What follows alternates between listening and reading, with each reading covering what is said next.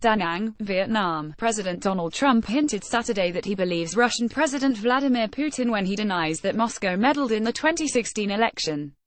He also dismissed the assessment of U.S. intelligence chiefs that the Kremlin was responsible as a politically motivated hit job, damaging his ability to work with foreign leaders on matters of life and death.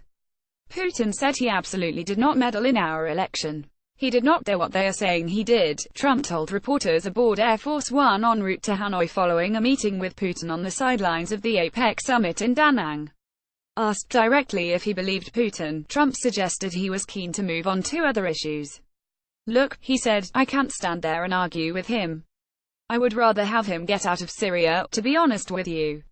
I would rather get to work with him on the Ukraine." But moments later, Trump circled back to the issue of meddling, saying that Putin has repeatedly denied any involvement. "Every time he sees me, he says I didn't do that, and I really believe that when he tells me that, he means it," the president said. Trump added that he thinks Putin is very insulted by reports that the Kremlin did, in fact, interfere in U.S. elections last year and that this is not a good thing for our country. The president would not directly say whether he believed Putin's denials, which stand at odds with U.S. intelligence community assessments that the highest echelons of the Russian government directed the interference in the 2016 election, from hacking the emails of top Democrats to coordinating a network of bots and trolls on social media sites. Trump was also questioned about the ongoing scandal surrounding the Republican Senate candidate for Alabama, Roy Moore, who has been accused of forcing a woman into a sexual encounter when she was 14 and he was 32, according to a report in The Washington Post. Asked whether it was time for Republican leaders to force Moore out of the race, Trump deflected questions saying that he does not watch much television. Related in Alabama, Republican voters stand by Roy Moore. The cloud of ongoing investigations into Russian meddling, including whether or not his campaign colluded with the Kremlin, has followed Trump throughout his presidency. Just before he left for this lengthy Asia trip, Trump's former campaign chairman Paul Manafort, along with campaign aide Rick Gates and foreign policy advisor George Papadopoulos, were charged in special counsel Bob Mueller's ongoing Russia probe. Speaking Saturday, Trump repeated his claim that the probes are a conspiracy by Democrats to distract from their electoral loss and weaken his presidency, dismissing the former heads of America's intelligence agencies as political hacks and a liar. Former FBI Director James Comey, who Trump fired as the probe intensified, and suggesting investigators should turn their attention elsewhere. "I think that Putin is very, very strong in the fact that he didn't do it," Trump said. "And then you look at what's going on with Tony Podesta, and you look at what's going on with the server from the DNC, and why didn't the FBI take it? Why did they leave it? Why did a third party look at the server and not the FBI? You look at all of this stuff, and you say, what's going on here?" Trump blamed this artificial Democratic hit job for getting in the way of a productive relationship between the US and Russia on issues like Syria and Ukraine. "It gets in the way, and that's a shame," Trump said. "Because people will die because of it, and it's a pure hit job, and it's artificially induced, and that's a shame."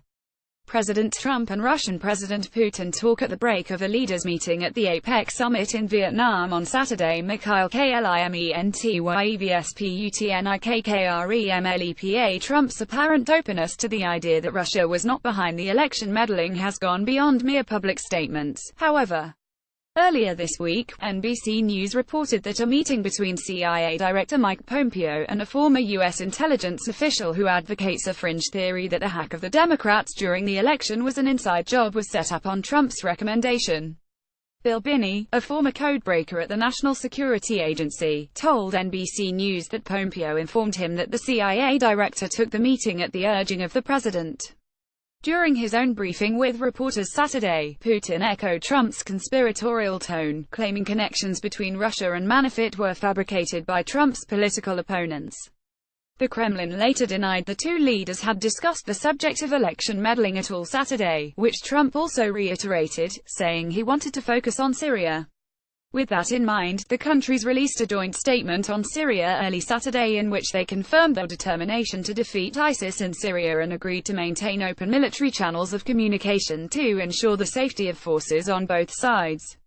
The presidents also agreed that there is no military solution to the conflict in Syria and repeated calls for all parties to take part in the Geneva political process, according to a State Department readout of the call released well after the Kremlin's Trump, the readout went on to say, noted that he had a good meeting with President Putin. He further noted that the successful implementation of the agreements announced today will save thousands of President Trump walking with Russia's President Vladimir Putin and Vietnamese President Tran Dai Quang before taking part in the APEC family photo on Saturday. AFP photo. APEC 2017 National Committee. AFP Getty Images. White House Press Secretary Sarah Huckabee Sanders told NBC News the primary conversation relating to Syria lasted 5 minutes or less. Trump has long expressed interest in working with Russia both to defeat ISIS and to help broker peace in civil war in Syria. And though the two countries may find common ground on those subjects, the issue of Russian meddling in the 2016 election and intensifying investigations into the Trump campaign's alleged collusion with the Kremlin still hang over the relationship. Saturday was also not the first time Russia has beaten the United States on releasing descriptions of the leaders' meetings or establishing its own early narrative out of those face-to-face conversations. When the two leaders held a lengthy meeting in Hamburg over the summer, Russian Foreign Minister Sergei Lavrov told reporters afterward that Trump had accepted Putin's denials about interfering in the 2016 election. A Trump administration official later told NBC News that Lavrov's account was not accurate, while Secretary of State Rex Tillerson said that Trump pressed Putin on more than one occasion on the meddling issue.